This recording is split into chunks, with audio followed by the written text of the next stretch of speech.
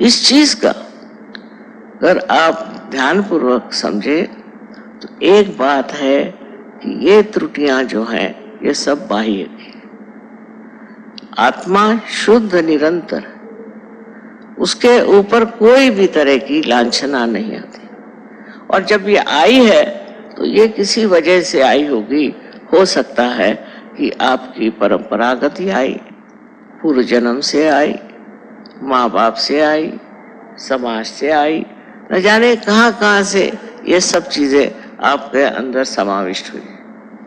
अब इसके पीछे अगर खोजते रहें कि ये कहाँ से आई, क्या हुआ, इससे अच्छा है कि इसको किसी तरह से नष्ट कर दें। ये हमारे अंदर जो खराबियां यही नष्ट हो जाएं तो फिर क्या हम एक शुद्ध चित्त बन जाते हैं। इसकी व्यवस्था जिस परमेश्वर ने आपको बनाया उसने की।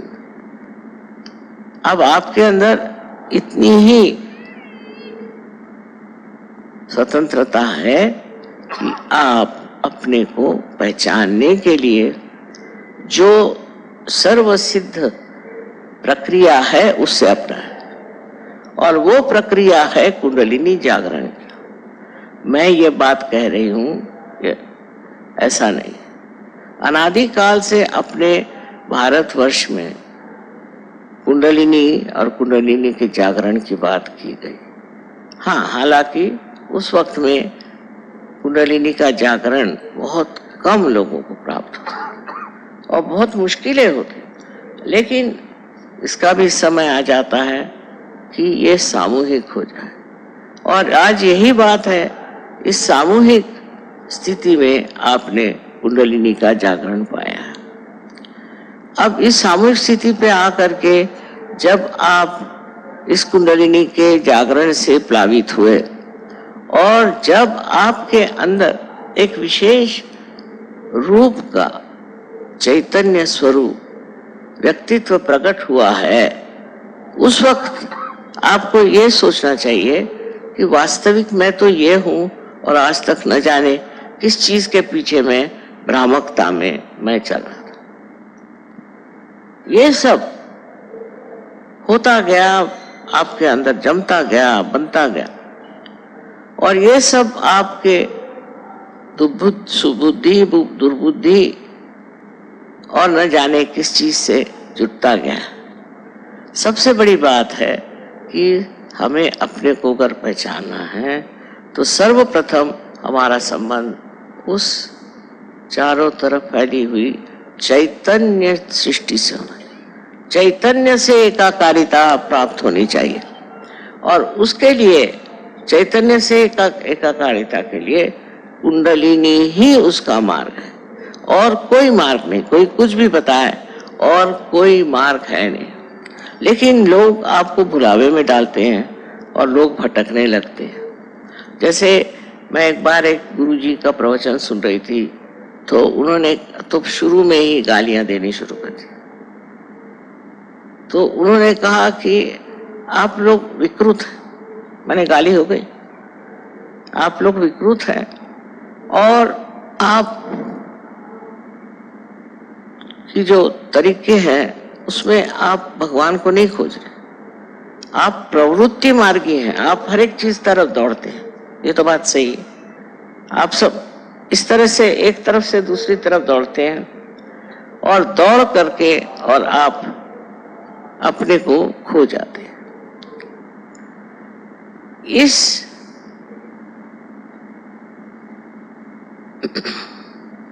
इस दौड़ में इस तरह के प्रवृत्ति में हमारी सारी ही शक्ति नष्ट हो जाती। आज ये चाहिए तो कल वो चाहिए, तो परसों वो चाहिए, भाग रहे इधर से उधर, उधर से उधर, उधर से उधर। अब ये जो उन्होंने गाली बकदी की आप प्रवृत्ति मार्ग की है, उसको लोग मान लेते हैं कि अच्छा हम प्रवृत्ति मार्ग की, और वो दूसरों के लिए कहते हैं कि आप निवृत्ति मार्गी हैं नहीं, तो आप क्यों आत्मा को प्राप्त कर रहे हो? अगर आप निवृत्ति मार्गी हैं, माने आपकी वृत्ति इधर उधर नहीं दौड़ती, तो आप आत्मा को प्राप्त कर सकते हैं। अब पहले ही इस तरह की एक कठिन समस्या उपस्थित कर दी कि सर्वसाधारण मनुष्य अपने को सोचेगा कि हाँ भाई मैं तो हूं प्रवृत्ति मार्गी, तो वो कहेंगे कि अच्छा ठीक है, आप गुरुओं की सेवा करो, उनको पैसा दो, ये मेहनत करो, ये कर्म कांड करो, इधर पैसा लगाओ, उधर पैसा लगाओ, और जिस तरह से भी हो सके तुम सब कुछ अपना परमेश्वर को दे दो, उसके बाद संन्यास ले लो। और आपको ये बात समझ में आ जाती है भाई ये आसान चीज है, पर ये अंधों की बात है। अच्छे भले आंख होते हुए भी अगर कोई कहे कि तुम अंधे हो तो क्या इसे मान लेना चाहिए? कोई कहे आप प्रवृत्ति मार्गी हैं तो क्या इसे मान लेना चाहिए? अगर आपके अंदर निवृत्ति नहीं है, ऐसा उनका कहना, तो आप ज्ञान मार्ग मतलब सहयोग में नहीं आ सकते। इस तरह की एक भाषा ये लोग व्यवहार में लाते हैं और उससे सर्वसाधारण जनता ये कहती कि भाई हमारे लिए तो ये ठीक है कि गुरुओं को सेवा, उनको सब दो, उनको सब समर्पण दो। इस तरह की जो हमारे अंदर एक गलत धारणाएं बैठ जाती है और हम उसे मान भी लेते हैं, क्योंकि हमारे अंदर विश्वास ही नहीं है कि हम कभी अपने आत्मा को पा सकते हैं और जिससे हम अपने को जान सकते हैं। लेकिन विश्वास रखिए, यहाँ आज बहुत से लोग ऐसे बैठे हैं कि जिन्होंने कुंडलिनी का जागरण और उसकी विशेषताओं से पूर्णतः अपने जीवन को प्रफुल्लित किया हुआ, और आप लोग सभी इस प्रकार इस चीज को पा सकते हैं। आप में कोई कमी नहीं, कोई कमी नहीं, ये शक्ति आप सबके अंदर है। आपने कुछ भी किया हो, आपने कोई भी गलत काम किया हो, आप परमात्मा के विरोध में भी खड़े हो, चाहे जो भी किया हो, ये कुंडलिनी तो अपनी जगह बैठी हुई है, और जब कोई उसको जगाने वाला आएगा तो वो जग जाएगी। और ये जो बाह्य की चीजें हैं, इसको प्रवृत्ति कहते हैं, ये जो आपके अंदर षड्रिपु हैं, ये एकदम झड़ जाए। जब आप देखते हैं कोई बीज आप माँ के उदर में डालते हैं तो अपने आप प्रस्फुटित होता है। बीज में तो कुछ नहीं दिखाई देता, पर जब वो माँ के पेट में जाता है तो वो अपने आप प्रस्फुटित हो जाता है। इतना ही नहीं, पर उसके अंग प्रत्यंग में जीवन आ जाता है। उसी प्रकार कुंडलिनी के जागरण से आप जागरूक हो जाते हैं और आपके अंदर की जो वृत्तियां हैं, जो नाशकारी हैं, जो गलत हैं, वो अपने आप जड़ जाती हैं। ये बड़ा आश्चर्य का विषय है, किंतु ऐसे बड़ी आश्चर्य की बात नहीं, क्योंकि ये घोर कलयुग है, ये घोर कलयुग है, और इसके प्रताप से न जाने कितने लोग झुलस गए। और अब इसी कलयुग में ये कार्य होने वाला है, और इसी कलयुग में आप इसे प्राप्त करने वाले हैं, और उस परम तत्व को आप प्राप्त करने वाले हैं जो आपके अंदर आत्मा स्वरूप विराजित है। उसके प्रकाश में आप अपने को जानेंगे।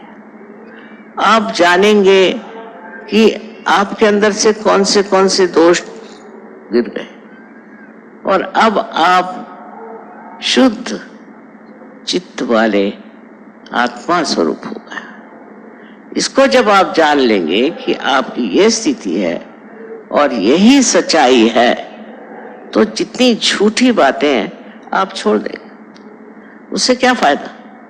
किसी भी झूठी बात को साथ लेकर के आप कहाँ जा सकते? पर तब तक झूठ नहीं दिखाई देता जब तक आपकी आत्मा जागृत नहीं होती। आत्मा के प्रकाश में ही आप उस झूठ को समझ सकते हैं जो आपको हर तरह से भुलावे में रखता है। और इस भुलावे में हर तरह के लोग घूम रहे हैं। आप दुनिया की तरफ नजर करें किसी भी धर्म का नाम लेकर के आज लड़ रहे हैं। अरे भाई, जब धर्म है, जब एक ही परमात्मा है, तो लड़ क्यों रहे हो? पर इस तरह के भुलावे तैयार हो जाते हैं, दिमागी जमा खर्च ऐसा बन जाता है और उसको लोग अपना लेते हैं। उसका कारण यही है कि उनकी समझ में अभी प्रकाश नहीं। जब कुंडलिनी का जागरण होता है तो आपका संबंध उस परम चैतन्य की शक्ति से हो जाता है।